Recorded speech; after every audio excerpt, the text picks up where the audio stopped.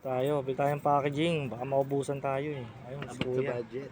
Siyempre, yes ay. Oh, yan, spray pa tayo. So, thank you Kuya. Salamat. Yun oh, so okay Kuya. Yun, siyempre bumili tayo mga utol ng packaging muna. Siyempre baka maubusan tayo mamaya ng stock eh. So yun, dito tayo ngayon. Sakto naglalakad. Eh kanina naman, sakto. Yung sa may pinagpilitan ko, yung mayroong isang babae doon si ate. Sabi sa akin, ano ba yung product mo ba? Sabi ko siyempre mga cups po yan ma'am.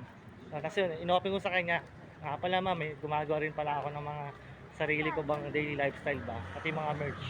Sabi niya, anong ano mo? Sabi ko, ma'am nagbablog ako. So sinabi ko rin ang totoo, di ba? So yun, happy ako kasi nakatingin siya sa akin eh. Sabi, di ba, mahalin nyo kamukha, hindi mo malay. So yung ginagawa ko na rin talaga to. Dito tayo ngayon, siyempre lakad-lakad tayo dito ngayon sa may palengke. Ayan, muna ako ng packaging natin siyempre para safe, baka may umorder di ba? Kasi masabi at least naka-ready tayo. So yung mga stock, kahit ko lahat yan nire-ready yung mga stock natin.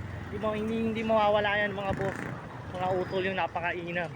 So yun, mamaya na lang sundan nyo lang ako, di ba? Yeah.